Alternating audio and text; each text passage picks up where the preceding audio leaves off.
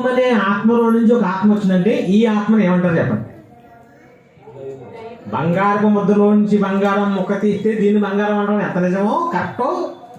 దైవం అనే ఒక ఆత్మలో నుంచి మరొక ఆత్మ తీసాం, విభాగించాం. దీన్ని ఏమంటాం? అప్పుడు దైవం అని అంటాం. వాళ్ళకి చెప్పాల్సిన సమాధానం ఏంటంటే యేసు ఒక్కడే దైవం కాదు, మనం కూడా. ఆ యేసు దైవం కాదంటున్నవాడు కూడా ఎవరు? నువ్వు దేవుడు వేరే బాబు, ఇక్కడికి వచ్చి దెయ్యంలాగా మారిపోయావు, మళ్ళా నిన్ను దైవంగా మార్చడానికే యేసు వచ్చారు. అంతేనా? మనమంతా ఎవరైపోవాలి? దైవాలుగా మారి పరలోకం వెళ్ళిపోవాలి.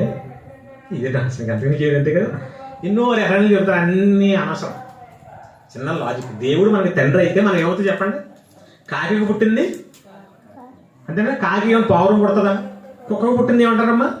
కుక్క. పందికి పుట్టింది, మనిషికి పుట్టింది, దేవుని పుడితే ఇంకెంతమించి ఏమవుతుంది చెప్పండి? ఓకే, అది అర్థమైపోయింది కదా అందరికీ. ఇంకెవరైనా ప్రశ్నలు అడిగితే అడగండి. ఈ లోపల నేను ఒక ప్రశ్న చెప్తాను. అంటే ప్రశ్నలు అంటే ఎలా ఉండాలో ఎగ్జాంపుల్గా కూడా చెప్తాను. అపోస్తుల కార్యములు. ఈ లోపల మీరు ఆలోచన, మీ ప్రశ్నలు స్లిప్ మీద రాసుకున్నా సరే, చెప్పినా సరే, అపోస్తుల కార్యములు.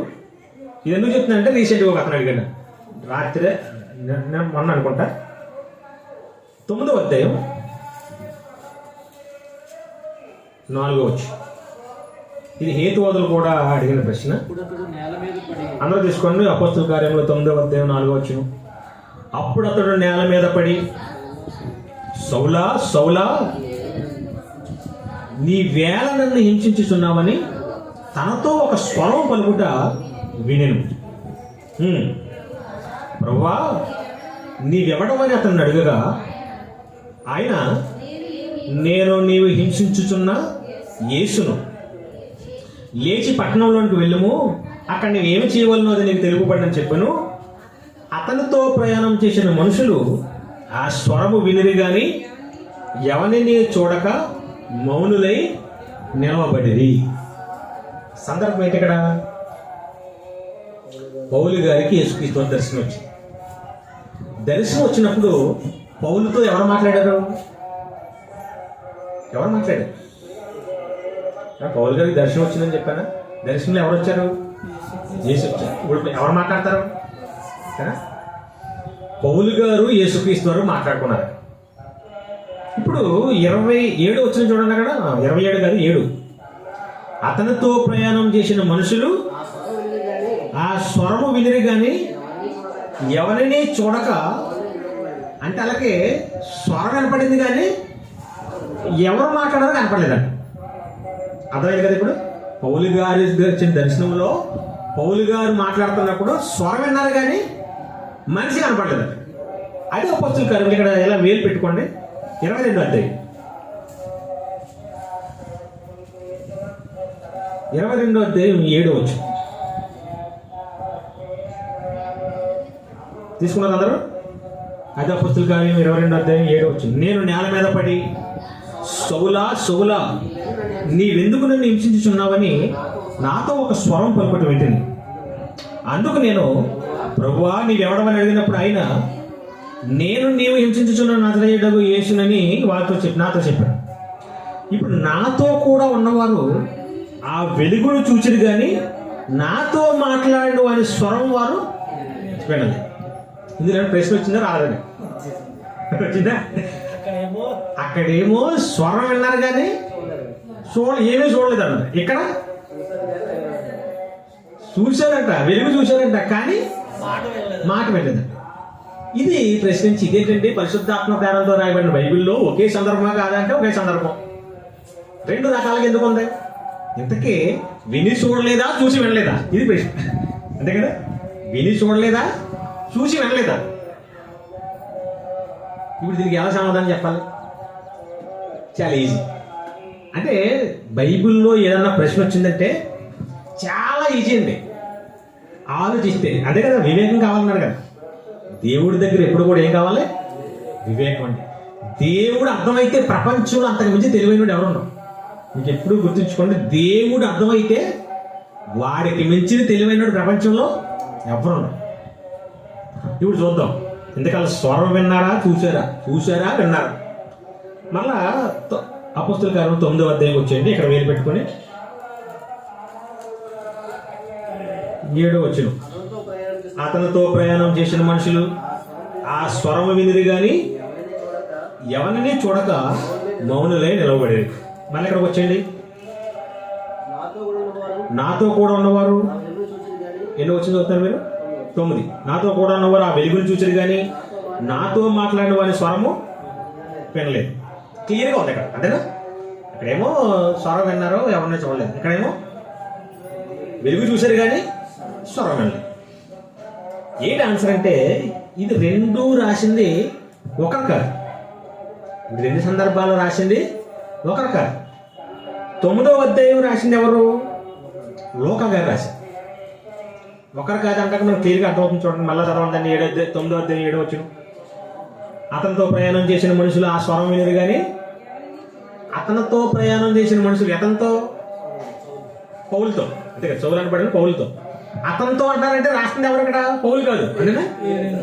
ఎవరంటే లోకా గారు. అపోస్తుల కార్యం రాసింది ఎవరంటే లోకా గారు. ఇప్పుడు మళ్ళీ 22వ అధ్యాయం రండి. ఇక్కడ ఏమంటారు? నాతో మాట్లాడిన నాతో ఉన్నవారు ఆ వెలుగును చూసారు కానీ ఇక్కడ మాట్లాడుతుంది ఎవరు? ఇది రాస్తుంది ఎవరు? ఇప్పుడు పౌలు చెప్తున్నాడు. అంటే లోకా గారే రాశారు. డైరెక్ట్ స్పీచ్ అంటుంది, అదే కదా. ఒక వ్యక్తి మాట్లాడిందని రచయిత అతను మాట్లాడుతున్నట్టు రాస్తాడు. ఇది డైరెక్ట్గా పౌలు గారు మాట్లాడుతున్న సందర్భం. కానీ ఇంతకీ ఎవరు రాసిన విషయం ఒకటే, అంతే కదా. లోకా గారు రాశారని తప్పు అయిపోతూ ఆయన చూసినప్పుడు ఏమో మాట్లాడుంటారో లేదా చూసినప్పుడు ఎన్ని ఉంటారో అనుకోకూడదు. ఈ సమాధానానికి ఇది ఆన్సర్ కాదు, జస్ట్ మీకు చెప్పాను అంతే. ఇప్పుడు ఆన్సర్ చూద్దాం. చూడండి, 9వ అధ్యాయం 7వ వచనం. అతనితో ప్రయాణం చేసిన మనుషులు ఆ స్వరము వినిరి గాని ఎవరిని చూడక మౌనులై నిలబడి. అతనితో మాట్లాడిన మనుషులు పౌలుతో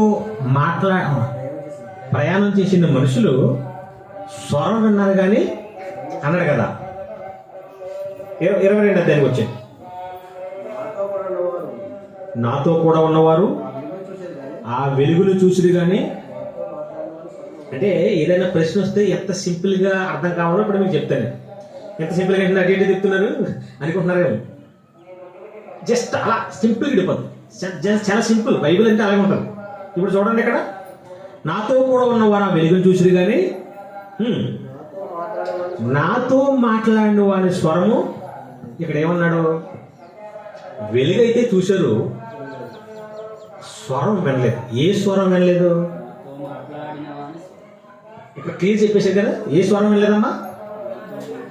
ఎవరు ఆయనతో మాట్లాడింది అంటే వాళ్ళు ఏ స్వరం వినలేదన్నమాట. యేసుక్రీస్తు వారు పౌలుతో మాట్లాడుతున్నాడు, పౌలు ఏమో యేసుతో మాట్లాడుతున్నారు. కానీ వాళ్ళకి ఏదో వెలుగు కనపడుతుంది తప్ప ఏం మాట్లాడుతున్నాడు యేసుక్రీస్తు వారు అనేది ఎవరు కనపడలేదు. ఇక్కడ క్లియర్గా చెప్పేసి కదా, ఎవరి స్వరం వినలేదు? యేసుక్రీస్తు వారి స్వరం. ఇప్పుడు ఇక్కడ రండి, ఆ స్వరం వినరు కానీ ఏ స్వరం విన్నారు? అక్కడ చెప్పేసి ఏది వినలేదు. యేసు స్వరం మాత్రం, అంటే ఇక్కడ ఎవరి స్వరం విన్నట్టు అనమాట, అంతేనా? ఇప్పుడు నేను ఫోన్ చేసి, తమ్ముడు ఇంటి దగ్గర ఫంక్షన్ జరుగుతుంది కదా, ఎలా జరుగుతుందా అంటే అంటాను. ఇంతకీ మీరు వింటున్నారు ఇక్కడ, ఎవరు తింటున్నారు? మీరు ఎవరు తినట్లేదు, అంతేనా? ఒకటి తింటలేదు, ఒకటి తింటున్నారు. ఎవరు తింటున్నారో ఇక్కడ చెప్పేసారు, ఎవరు తినట్లేదు చెప్పేసారు. ఇక్కడ ఏది స్వరం వింటలేదా? వెలుగు చూస్తారా? ఇక్కడ వింటున్నాడని చెప్పారంటే ఎవరు తింటున్నట్టు? ఇంకా నా తింటున్నారు మీరు, మా తమ్ముడు తినట్లేదు. నాతో మాట్లాడు మా తమ్ముడి స్వరం మీరు. ఇక్కడేమో ఆ పర్సన్ ఎవడో కనపడట్లేదు కానీ మొత్తం మీద మాట్లాడుతున్నారు. ఎవరు మాటలు?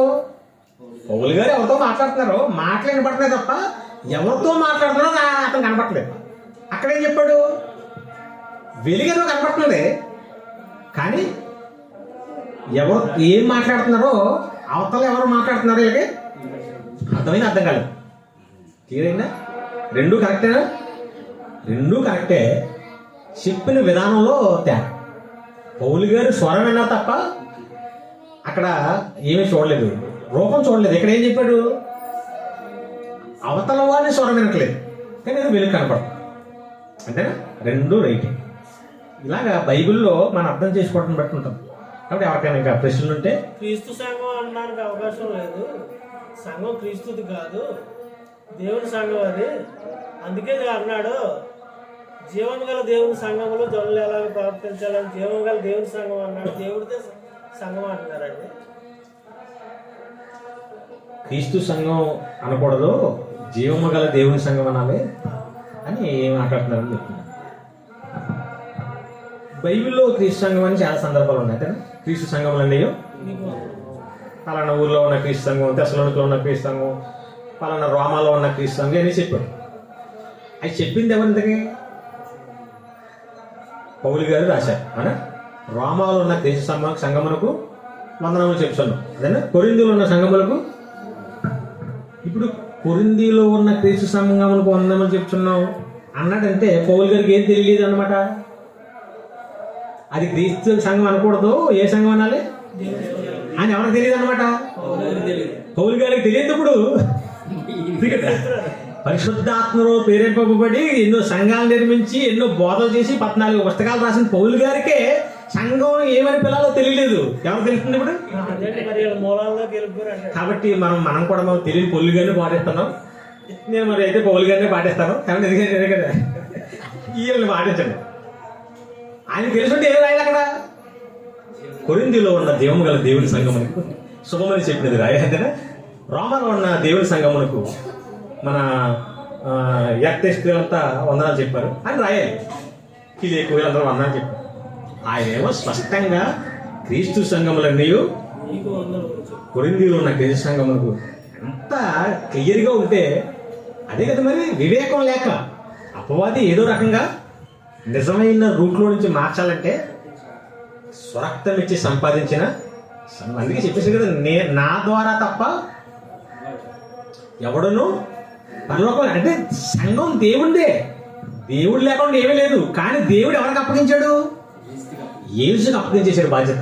నువ్వు ఎవరిని టిక్కి పెడతావో నేను అది తీసుకుంటాను, నువ్వు ఎవరిని ఇంటూ పెడతావో వాళ్ళకంటే అన్నీ నీకు అప్పగించేసాను అన్నాడు. అంతే. ఈయన పట్టుకెళ్ళి ఎవరికి ఇస్తాడు అంటాడు? రాజ్యమును అప్పగించి ఎవరికి ఇస్తాడు? తండ్రిని అప్పగిస్తాడు. అప్పుడు తండ్రిది అవుతుంది. అంతే కదా. ప్రస్తుతం మన యేసు ద్వారానే పరలోకం. అలాగే తండ్రిని వదిలేమని కాదు కదా అర్థం. తండ్రి ద్వారా పంపబడిన యేసు, అంతే కదా. యేసు కొన్ని బాధ్యతలు అప్పగించాడు, దాన్ని బట్టి మనం చేస్తున్నాం. అంతే తప్ప యేసుని పక్కన పెడితే ఏమీ లేదు, శూన్యం. అంతే. ఓకే అండి. మనం బైబిల్ బోధ పాటించాలి. బైబిల్లో సంఘానికి ఏ పేరు పెట్టమనుందంటే క్రీస్తు సంఘమే. అంతేనా? క్రీస్తు సంఘములన్నీ క్లియర్. ఇంకా హెడ్ ఆయనే, శిరస్సు ఆయనే, స్వరక్తం ఇచ్చి సంపాదించింది ఆయనే. కాబట్టి అన్ని ఉన్నప్పుడు క్రీస్తు సంఘమే దేవుని సంఘం. అంతే కదా. దేవుడు వేరు, క్రీస్తు వేరు కాదు కదా. అంటే వేరు కాదు కానీ ఎక్కడ ఒకటానికి కలుస్తున్నా. ఇప్పుడు చట్టుబాబు గారు వేరుని వాళ్ళ నాన్నగారు వేరు అవుతారా? తండ్రి కొడుకులే. కాబట్టి ఈయన ఆయన అవుతుంది. అంతే కదా. కొన్ని సందర్భాల్లో అందరూ ఒకటే, అదే కదా. కాకపోతే అర్థం చేసుకునే విధానాన్ని బట్టి ఏదో రకంగా గరిబులు సృష్టించి మాదే రైటు, మాదే రైటు, ఈ మనసు వచ్చేసింది అందరికీ. మాదే రైట్ అనిపించుకోవడానికి ఏదో చిన్న లాజిక్లు మాట్లాడుతుంటారు. అంతే. ఆ లాజిక్లు మాట్లాడిందని బోధ మార్చకూడదు. అది ఎన్ని మాట్లాడినా బోధలో ఉండాలి. కాబట్టి సంఘం క్రీస్తుది. ఆయన అందుకే వరుడు అన్నాడు. ఆయన మనం ఎవరు? వధువు. భార్య భర్తకే చెందింది. అంతే కదా. హెడ్, శిరస్సు. కాబట్టి క్రీస్తుది కాదండి దేవుడిది అంటే తప్పు అవుతుంది. దేవుడే క్రీస్తుకి అప్పగించాడు. ఓకే. ఇంకా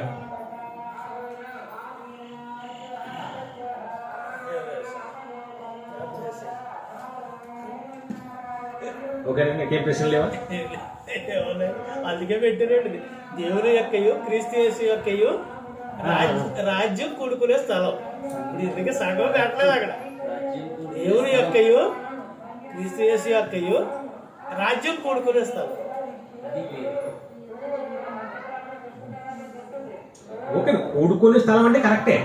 రాజ్యం. ఇప్పుడు మనం కూడా చర్చి కట్టి దాన్ని క్రీస్తు సంఘం అని పెట్టామనుకోండి, అది క్రీస్తు సంఘం కాదు. నేను ముందు నుంచి దేన్ని కూడా ఖండిస్తాను. నేను సంఘం అంటే ఎవరు? మీరు, నేను, మనం సంఘం. మనమంతా క్రీస్తుకి సంఘం. సంఘం అంటే ఏంటంటే సమూహం. నాకు క్లారిటీ ఉండాలి. డ్వాక్రా సంఘం ఒక 5-6 ఉన్నారు అనుకోండి, అది సంఘమే. దానికి ఏదో పేర్లు పెట్టుకుంటారు. మా ఇంటి దగ్గర ఉంది తేజ సంఘం, తేజ డ్వాక్రా సంఘం. అంటే కొంతమంది సమూహాన్ని సంఘము అంటారు, సమాజము అంటారు. ఈ సమాజం ఎవరిదరా అంటే యేసుకు సంబంధించిన సమాజం. అదేనా? కొన్ని నాయకుల సంఘాలు ఉంటాయి, ఆయనకు సంబంధించిన కుల సంఘాలు ఉంటాయి సరే. ఇదైతే క్రీస్తు సంబంధించిన మనుషులు, వీళ్ళంతా క్రీస్తు సంబంధించిన వాళ్ళరా, వీళ్ళంతా క్రీస్తు సంబంధించిన. ఇప్పుడు మనంతా క్రీస్తు సంఘం. అంటే సంఘం అంటే మనుషులు, చర్చి కాదు. ఒకవేళ పేరు పెట్టుకోవాలంటే ఎవరికి పెట్టుకోవాలి? అదేలేండి, ఎవరికి పెట్టుకోవాలి? చర్చిగా మనక? మనకే కదా. క్రీస్తు సంఘం ఎవరంటే మనమని చెప్పాలి. ఇది ఏంటంటే ఈ సమాజం క్రీస్తు మనుషులు కూడుకునే స్థలం. అందుకే అక్కడ ఖచ్చితంగా మనం కూడా రాయాలి. ఏమని? క్రీస్తు సంఘములు కూడుకొను స్థలం. ఇది క్రీస్తు సంఘం అని చెప్పకూడదు. అప్పుడు అక్కడ క్రీస్తు సంఘం ఉందండి, దేని చూపిస్తారు? చర్చిని చూపించేది క్రీస్తు సంఘం. అదా గోడలోనే రాళ్ళు చలాంటి సంఘం అంటే మనుషులు. ఎక్కడ 2-3 కూడుకుంటే అదే సంఘం. కాబట్టి పేర్ల కోసం ఎక్కువ గొడవలు జరుగుతుంటాయండి. మన అందరం కూడా ఎవరి వారం అని చెప్పుకోవాలంటే క్రైస్తవులమే, క్రీస్తు సంఘమే. ఖచ్చితంగా అక్కడ బోర్డు అదే పెట్టాలని కూడా రూల్ ఏమీ లేదు. అలాగే వేరే పెట్టకూడదు. అంతే కదా. లూథరన్ సంఘం, సెవెంత్ డే సంఘం, పెంతెకోస్తు సంఘం అన్నీ తప్పులే, బైబిల్లో లేనివి. క్రీస్తు సంఘమే రైట్. ఆ క్రీస్తు సంఘాన్ని పెట్టి కింద ఏం పెట్టాలి? ఖచ్చితంగా కూడుకొని మీట్స్ హియర్. అంతేనా? Church of Christ meets here అంటే క్రీస్తు సంఘములు కూడుకొను సంఘం అంటే మనం. ఈ సంఘములన్నిటిని యేసుక్రీస్తు వారు ఏం చేస్తారు? తండ్రికి అప్పగిస్తారు. ఇది జరిగేది. ఎవడు ఆయన నామమును ఒప్పుకోడు, తండ్రి ఒప్పుకోడు. అంతేనా? కాబట్టి ఖచ్చితంగా ఒప్పుకోడు. అంతే. అది కూడా డైరెక్ట్గా ఒప్పుకోవాలి. మేము పెద్దకొస్తని చెప్పినా క్రీస్తు వారమేనండి, అదే కదా. మేము సెవెంత్ చెప్పినా మేము క్రైస్తవులే కదా కాదా అంటున్నారు. ఒక రెఫరెన్స్ చూసి ముగించని చూడండి. దానికోసం కూడా నువ్వు మనసులో ఒప్పుకొని బయటకు ఒప్పుకోకపోతే మత్తయి సువార్త 10వ అధ్యాయం 32 వచ్చు.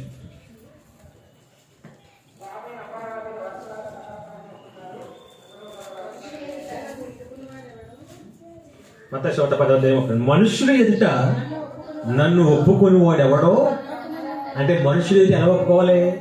నేను క్రీస్తువాడని, నేను క్రైస్తవుడని, నేను క్రీస్తుకు సంబంధించిన మనిషిని అని ఒప్పుకోవాలి. అలాగెవడైతే ఒప్పుకుంటాడో పరలోకములో నా తండ్రి ఎదుట నేను కూడా ఒప్పుకుంటాను. ఏసు ఒప్పుకోకపోతే కుదరదు. అక్కడ తండ్రి ఎదుట ఎవరు ఒప్పుకోవాలి? ఇంతకీ ఏసు ఏమనాలంటే మనోడే. తండ్రి దగ్గరికి వెళ్ళి ఏమనాలి? ఓకే మనోడే. మనోడేనా? ఓకే. ఇప్పుడు మనుషులు ఎదుట ఒప్పుకోలేదు అక్కడ ఆయన ఏమంటాడు? ఎవడు ఎరగడో నేను కూడా ఏమంటాను? ఆయన ఎవరు? ఇతను నాకు తెలియదు. తండ్రితో ఏమంటాడు? నాకు తెలియదు. ఎవరు సెవెంత్ అంటా మరి నాకు తెలీదు. నేనేమి లేదు. ఏదండి నాకు తెలియదు, నాకు ఏం తెలీదు. తండ్రి పరిచయం అంటాడు. ఇక్కడ క్లియర్గా ఏం చెప్తున్నాడు? ఎవరు ఒప్పుకోవాలంట? ఏసు ఒప్పుకుంటేనే. ఇప్పుడు ఏసు ఒప్పుకోకపోతే ఏమవుతుంది? అదేంటి నాయన పాప అతను కూడా ఎన్నో వాక్యాలు చదివాడు, ఎన్నో సంఘాలు చర్చలు తిరిగాడు, ఎన్నో సందాలు వేసాడు, నువ్వేంటి అతను ఒప్పుకొని అంటున్నావు అని దేవుడు ఏమంట? ఇక్కడ దేవుడు ఫైనల్ చేయడు. ఎవరితో ఫైనల్? ఏసుదే ఫైనల్. ఎవరినైనా నాకు తెలియదండి, నాకు తెలియదు నన్ను అంటుంది దొడ్డ మాట.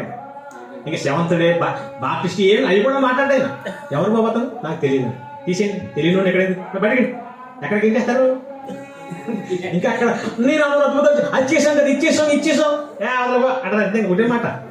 ఇక్కడ మనతో డిస్కషన్ చేసుకుంటారు తప్ప అక్కడ ఏమంటుందో తీసేయండి, లాగండి. నాన్న నీకు తెలిసే తెలియదు అంతే. ఒకటే మాట. ఎవరంటారు? దేవుడు వేసే ఒకటే మాట. నీకు తెలిసా తెలీదా? నీ ఓడేనా? నీ పేరెట్టాడా? తీసేయితే జస్ట్ నో డిస్కషన్. అదేనా? అక్రమం చేయవల్లారా? ఏమంటారా? ప్రభువా ప్రభువా ప్రభువా, కేకలు, అరుపులు. అయిపోయింది అది అనమాట. కాబట్టి యేసుని ఒప్పుకొని ఎవడో కూడా పరలోకం వెళ్ళడం అసాధ్యం అండి. ఖచ్చితంగా మనం ఎవరైనా చెప్పుకోవాలి, క్రైస్తవుడను, క్రీస్తు వాడను. అందుకే మనం అంతా ఒకళ్ళైతే క్రీస్తు వాడను, క్రైస్తవుడు, నలుగురు కలిసి ఉన్నామంటే క్రీస్తు సమాజం ఇదంతే, క్రీస్తు సంఘం అంతే. ఆయన లేకపోతే మన పాపాలకు క్షమాపణ లేదు, పరలోకం అంతకంటే లేదు. ఖచ్చితంగా మనం అంతెవరం? క్రీస్తు వారు. ఇది కాదని ఎవడైనా సరే అబద్ధ బోధకుడని డిక్లేర్ చేయొచ్చు. ఎందుకు? వాక్యం ఇది చెప్పింది. ఇది కాకుండా చెప్తున్నాడు ఎవడంటాడు? అబద్ధ బోధకుడు. అవునా? తండ్రిని కుమారుని ఒప్పుకున్న వాడే, అంటే తండ్రిని ఒప్పుకుంటున్నారా ఎంతకే? ఎవరిని ఒప్పుకోవట్లేదు? ఆయన అందుకే ఎట్టాడు. ఆ కనెక్షన్ ఎందుకు పెట్టాడు? తండ్రిని ఒప్పుకుంటాం కరెక్టే, ఎవరిని ఒప్పుకోవాలి? అందుకే తండ్రిని కుమారుని ఒప్పుకున్న వీడే ఏ విరోధం అన్నాడు? తండ్రి విరోధం అన్నాడు, క్రీస్తు విరోధం అన్నాడు. క్రీస్తు విరోధం ఎందుకు అన్నాడు? ఈ బ్యాచ్ కాబట్టి. ఇలా తండ్రిని ఒప్పుకుంటారు, ఎవరిని ఒప్పుకోరు? అందుకే ఎవరికి విరోధులు అయ్యారు? వీళ్ళు ఎవరు పరలోకం. అసలు క్రీస్తుకి విరోధం ఉంటే కుమారుని ముద్దు పెట్టుకోండి, లేని ఎడలా ఆయన కోపిస్తారు. ఎవరు? అది దేవుని ప్రియమైన కుమారుడు. ఆయన మాట మీద వినాలంతే. అన్నాడు లేదా? ఇది నా ప్రియ కుమారుడు, ఆయన పక్కన పెడితే ఇంకా దేవుడు ఎక్కడ ఉంటాడు చెప్పండి? అంటే తండ్రి ఇంపార్టెన్స్ ఇవ్వడం అంటే ఎవరికి ఇంపార్టెన్స్ ఇవ్వడం? కొడుకు ఇస్తే ఎవరికి ఇచ్చినట్టు? అది ఆయనకి ఇష్టం. అవునా? ఇప్పుడు ఏసుకి ఇంకో ఇష్టం అని మళ్ళా ఇందులో మళ్ళీ కొంతమంది ఏమి ఉన్నారు, నాకు ఏసు అంటే ఇష్టం అండి, తండ్రి అంటే ఇష్టం అండి, కానీ ఆడు మంచోడు కదండి, ఆడుతో నేను ఉన్నాండి. ఇదే బ్యాచ్ మళ్ళా. అప్పుడు ఏసు ఏమన్నాడంటే, తండ్రిని నన్ను ఒప్పుకుంటే కుదరదు బాబు, మన వాళ్ళు నీ పోలి నా పోలికి మన వాళ్ళు ఉన్నారు చూసారా, వాళ్ళని ఒప్పుకోవాలి, లేదంటే నేను రానివన్నాను. ఆయన ఏసు ఒప్పుకోకపోతే ఆయన రానివ్వట్లేదు అంటాడు. ఇప్పుడు ఏసు ఏం పెట్టాడు? నువ్వు నీ సహోదరుల్ని పక్కన పెట్టకూడదు, కలిసి ఉండాలి, లేదంటే నేను రానివన్నాను. అది కూడా చూస్తారా? యోహాను సువార్త. పరలోకం వెళ్ళే కొద్దిమంది అంటే ఎన్ని దాటుకుని వెళ్తేనే వస్తుంది పరలోకం. 17వ అధ్యాయం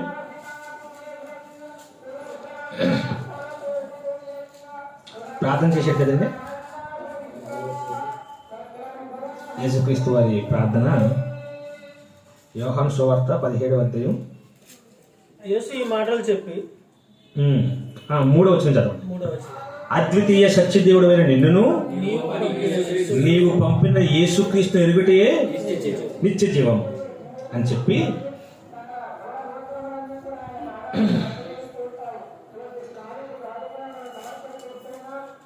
పదకొండవచ్చు. నేను ఇక్కడ లోకంలో ఉన్నాను కానీ వీరు లోకంలో ఉన్నారు, నేను నీ వద్దకు వచ్చున్నాను.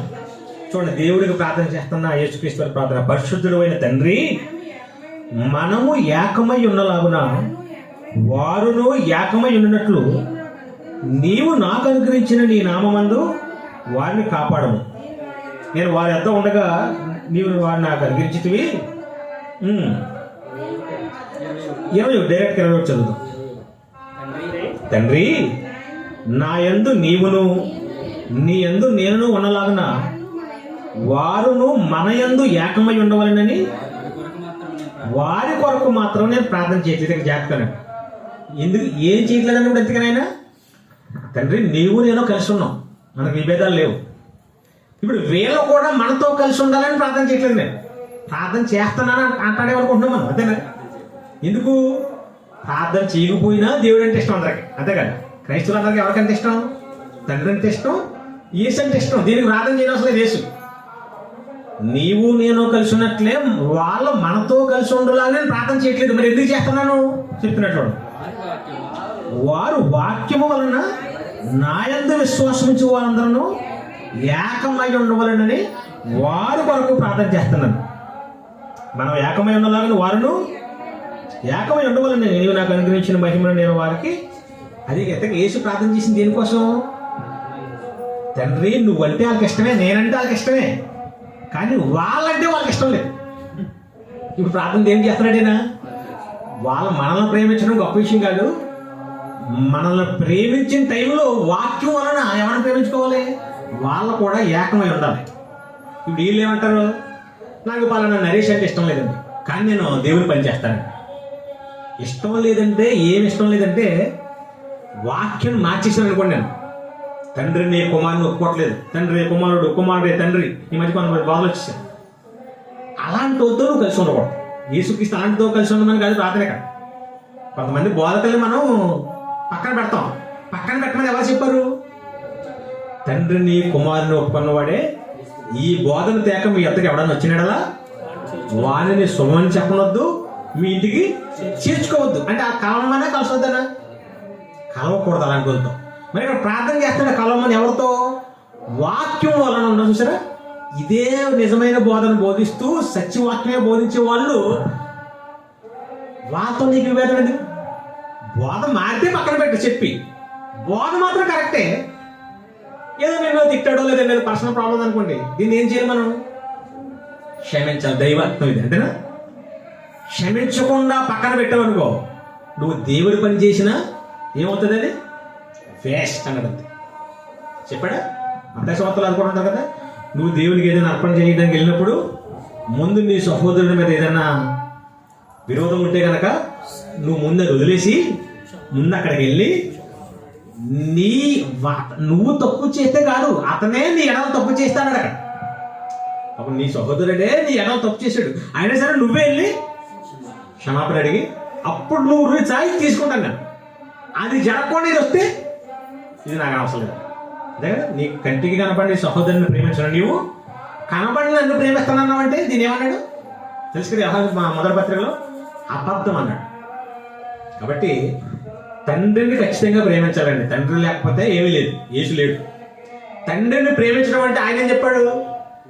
యేసు మాట వినండి, ఈయన్ని ప్రేమిస్తే నన్ను ప్రేమించాడు. ఇప్పుడు యేసును ప్రేమించిన సొంతం లేదు. ఆయన ఏం చెప్తున్నాడు? మీరంతా కలిసి ఒకరికొకరు ప్రేమించుకోండి, అప్పుడు పరిశుద్ధాత్మ చేస్తాడు. పరిశుద్ధాత్మ కూడా అదే, ఆయన కూడా ఏమంటాడు? కలిసి ఉండాలని ప్రయత్నం చేస్తాడు. అదేనా? ఇవన్నీ జరిగితేనే దైవత్వం ఉంది. అవునా? ఇప్పుడు దేవుడు అంటే ఆయనకి ఎవరో శత్రువులు ఉండరు, అందరూ సమానమైన. అదే దేవుడు పూజిస్తున్న మనం ఎలా ఉండాలి? మరి మనకు అందరూ సమానమే కదా. ఒకవేళ ఎవరైనా తేడా ఉంటే మనం ఏమనుకోవాలంటే అతనిలో పాపం దెయ్యం అలాంటి చేసింది, అతన్ని ఒక దెయ్యం వల్ల అతను అలా ప్రవర్తిస్తున్నాడు, పోన్లే క్షమిద్దాం, మారుతాడు. వాక్యం విషయంలో తేడా వచ్చింది అనుకోండి, 2-3 సార్లు చెప్పాలి, అయినా మారలేదు అనుకోండి, వదిలేదు. ఇంకా అతనితో సంబంధాలు పెట్టుకోకూడదు. ఇది మనం చేయాల్సింది. ఇవి ఏవి తెలియకపోతే అనేకులు ప్రవేశించవచ్చు కానీ వారు. ఓకే, మంచి ప్రశ్నలు అడిగారు. ఓకే, ఇంకెవరికి ఉంటే చెప్పండి, లేదంటే ప్రార్థన చేసుకోండి. వాక్యానుసారంగా అయితే తప్పించుకోవచ్చు. అవును, వాక్యం వాక్యం తప్పు చెప్తే 100% అతను పక్కన పెట్టే బైబిల్ చెప్పాడు. ఒకసారి చూడండి ఎందుకు వచ్చింది, నా మాటలు కాకుండా. ఎంతండి? మొదటి యోహాను పత్రిక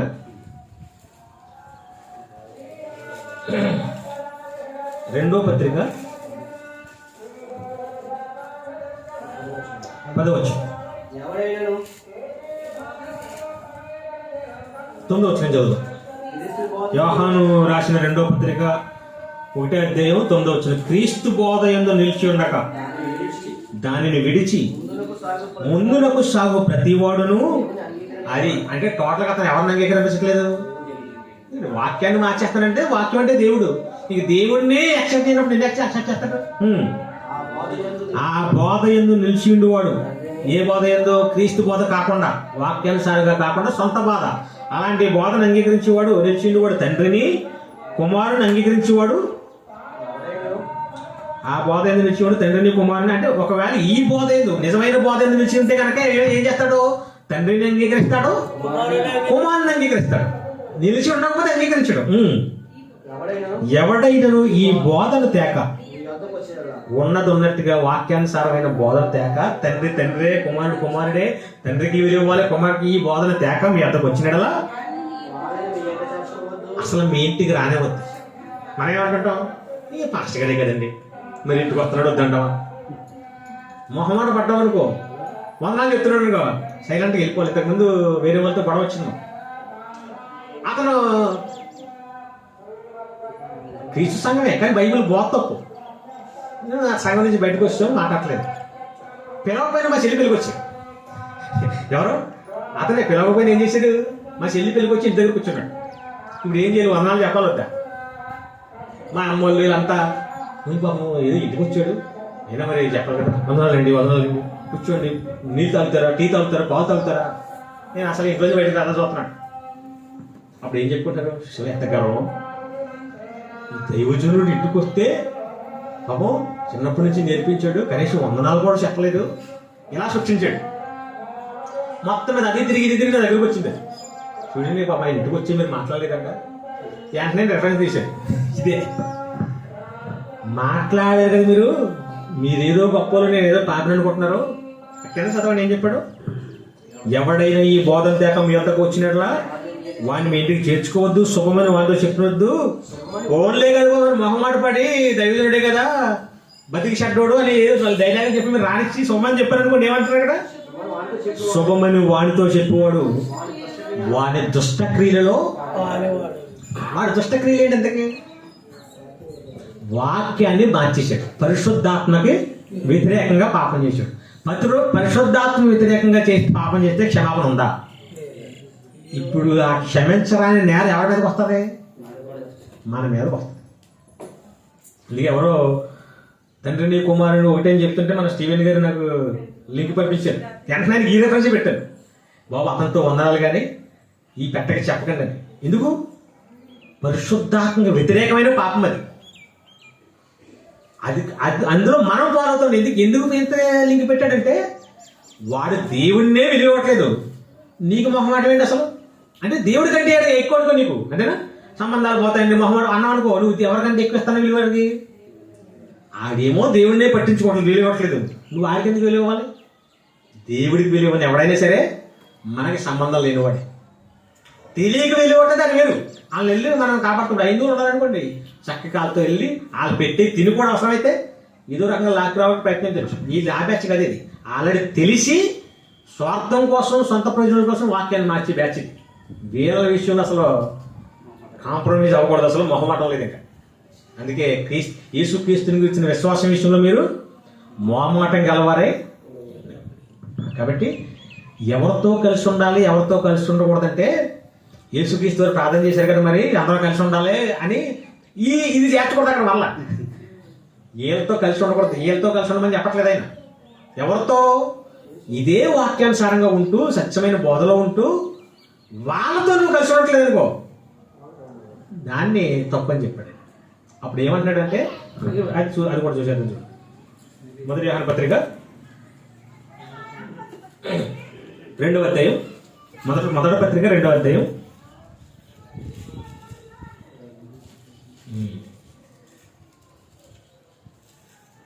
9వ వచనం. మొదటి యోహాను పత్రిక 2వ అధ్యాయం. నేను వెలుగులో ఉన్నాను చెప్పుకొని తన సహోదరుని ద్వేషించేవాడు ఎప్పటి వరకు చీకట్లోనే ఉన్నాడు. తన సహోదరుని ప్రేమించేవాడు అంటే అతను అసలు వాక్యమే లేదంటాడు. ఇంకా తర్వాత కూడా చూద్దాం. 3:15 3:15 తన సహోదరుని ద్వేషించేవాడు నరహంతకుడు. అది కాదండి, కనపడే నీ సహోదరుని ప్రేమించు నువ్వు. ఆ రెఫరెన్స్ కోసం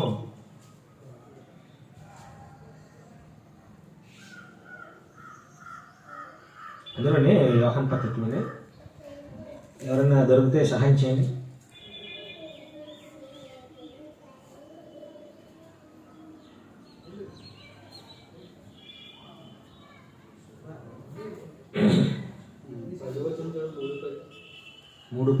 తన సహోదరుని ప్రేమింపని ప్రతి వాడు దేవుని సంబంధులు కారు. కదండి, అది క్లియర్గా ఎంతండి? 4:20. ఓకే. అదే ఎవడైనా నేను దేవుణ్ణి ప్రేమించుచున్నానని చెప్పి తన సహోదరుని ద్వేషించినట్లా అతడు అబద్ధికుడు. తాను చూచిన తన సహోదరుని ప్రేమింపని వాడు, అది దేవుణ్ణి ప్రేమించేవాడు తన సహోదరుని కూడా ప్రేమింపవలన ఆజ్ఞను, ఇదేంటన్నమాట? ఇది ఆజ్ఞ. ఖచ్చితంగా ప్రేమిస్తాడు. నువ్వు సహోదరుని ప్రేమించకుండా దేవుని ప్రేమిస్తానంటే ఇది దేనికి అప్లై చేయాలి? వాక్యానుసారంగా ఉన్నవాడికి. అదే పేపర్ తిరిగేస్తే ఏమన్నా వల్ల ఈ బోధ తేక ఎవరైనా మీ సహోదరుడు మీ దగ్గరికి వస్తే రానివ్వగలను. ఇది తేడా. అర్థమైంది కదా మీకు? ఓకే. ప్రార్థన చేశాను. ఇంతవరకు మంచి విషయాన్ని మనం విన్నాం కనుక విన్నామంటూ మన మనసులో మనుషులు మనం ముందుకు సాగుదాం.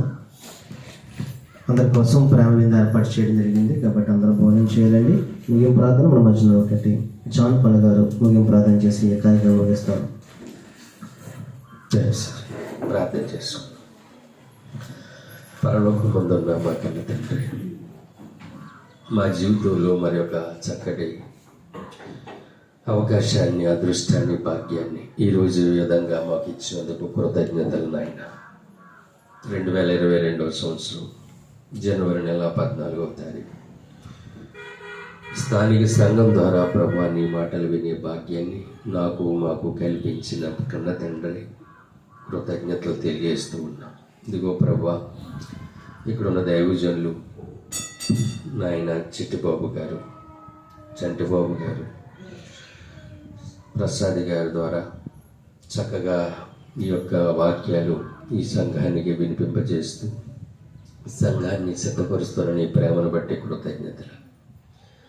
వచ్చిన ప్రతి బిడ్డని, దూర ప్రాంతాల నుంచి వచ్చిన ప్రతి బిడ్డని నాయన మీరు ఆరోగ్యాలతో, ఆయుష్తో, వాక్య జ్ఞానముతో నింపి నీకోసమే బ్రతికి నీ ఇష్టాన్ని నెరవేర్చి వాక్యానికి నాయన విలువిచ్చి వాక్యం ఏమి చెప్తుందో గ్రహించి దాని ప్రకారంగా భక్తి చేసి కొంతమందినైనా భక్తి మార్గంలో నడిపించే పిల్లలుగా ఈ సంఘాన్ని ఆశీర్వదించండి. ప్రతి బిడ్డల రెక్కల కష్టాన్ని దీవించండి. వారి కుటుంబాలను ఆశీర్వదించండి. వాక్యం ద్వారా నాయన వారికి లోటులు, అవసరతలు, సమస్యలన్నీ మీ కృపలో చక్కబెట్టండి. ఈ యొక్క చక్కటి సభలో అద్భుతమైన నీ మనసుని, నీ యొక్క కోరికని, నీ ఆలోచనని, నీ మనసుని ప్రభా చక్కగా నాయన నీ మనసులో నుంచి బయటికి తీసుకొచ్చి మా ముందు పెడుతున్న నీ ప్రియకుమారుడు మా సోదరులు నరేష్ గారికి ఆరోగ్యంతో, ఆయుష్తో నాయన మీ చక్కటి జ్ఞానంతో నింపి వారి పరిచయాన్ని ఆశీర్వదించి కుటుంబాన్ని, సంఘాన్ని దీవించమని ఇంకా రాబోయే తరాల్లో, రాబోయే రోజుల్లో ఇంకా బహుబలంగా, ఘనంగా వాడుకుంటారని కోరుకుంటూ మేము కూడా చక్కగా అలాగ ఆలోచించి నీ మనసుని నాయన గెలిచి నేను సంతోషపెట్టే మంచి పిల్లలుగా మమ్మల్ని అందరినీ దీవించండి. పిల్లలు విడిచిపెట్టకుండా ఈరోజు వివరించిన మీ జ్ఞానము ఆ మహా అద్భుతము తండ్రి. ఎవరికి అసాధ్యం ఇలాంటి మాటలు చెప్పడం కాబట్టి మేము విని పదే పదే వాటిని ఆలోచించి కొంతమందినికైనా చెప్పి శత్రువు ఎలాగైతే పరలోకం వెళ్లకుండా కొట్టుకుంటూ వచ్చేస్తున్నాడో నాయన ఈరోజు వివరించారు. మేము కూడా ప్రభువా లోకనేత శరీరాశల్లో చివరికంటూ వచ్చి ఈ ఆశల్లో పడి మీరున్న రక్షణ పోగొట్టుకోకుండా కాపాడండి. వాటిని జయించే పిల్లలుగా సంఘాన్ని దీవించమని కోరుకుంటూ మరొకసారి దైవజనులు, సంఘ పెద్దలు, బిడ్డలు, స్త్రీలు, పురుషులు, చిన్నలు, పెద్దలందరినీ మీరు వాక్యాశీర్వాదాలతో నింపి పంపించమని కోరుకుంటూ ఇక్కడ పరిచయంలో కష్టపడుతున్న దైవజనుల్ని, వారి కుటుంబాలను దీవించమని కోరుకుంటూ చక్కటి విందు ఏర్పాటు చేసిన బిడ్డలు దీవించండి. పిల్లలు చక్కగా తిని ఆరోగ్యం పొందుకుని ఇంకా మీ పరిచయంలో వాడబడే కృపనివ్వండి. ఖర్చు పెట్టిన దానికి రెట్టింపు ఆశీర్వాదం బిడ్డలుగా దయచేయండి. ఈ సంఘాన్ని దినదినము నాయన అభివృద్ధి పరచమని కోరుకుంటూ సమస్త ఘనత, మహిమ మీకు ఆరోపిస్తూ మీరిచ్చిన సమస్త ఈవులు బట్టి, ప్రకృతిని బట్టి, పంచభూతాలను బట్టి, వాక్యాన్ని బట్టి, సంఘాన్ని బట్టి, పరలోకాన్ని బట్టి, యేసుక్రీస్తు ప్రభువారిని బట్టి ఘనత, మహిమ, కృతజ్ఞత మీకు ఆరోపిస్తూ ఈ దిన ప్రార్థనలకి ఇచ్చే ప్రతిఫలం దయచేయమని యేసుక్రీస్తు వారి పవిత్ర నామములో ఈ ప్రార్థన సమర్పించి వేడుకొంచున్నాం మా పరలోకపు కన్న తండ్రి. ఆమేన్. మన తండ్రి అయిన దేవుని ప్రేమ, కుమారుడైన యేసుక్రీస్తు వారి కృప, పరిశుద్ధాత్మ దేవుని సన్నిధి, సహవాసం ఆయన పిల్లలైన పరిశుద్ధులందరికీ, సంఘ బిడ్డలందరికీ, ఇష్టులందరికీ ఆయన రాకడ పర్యంతం, మన జీవిత పర్యంతం తోడే నడిపించును గాక. ఆమేన్, ఆమేన్, ఆమేన్. అందరికీ వందనాలు. God bless you. థాంక్స్. ప్రార్థించిన జాన్పల్ గారికి వందనాలు తెలియజేసుకుంటూ ఇంతవరకు చక్కని మాట్లాడిన మీ అందరికీ హృదయపూర్వక ధన్యవాదాలు తెలియజేసుకుంటూ ఈ కార్యక్రమం ముగించుకుందాం. అందరికీ భోజనం ఏర్పాటు చేయడం జరిగింది. ఆ కార్యక్రమం చూడాల్సిన కోరుచున్నాం.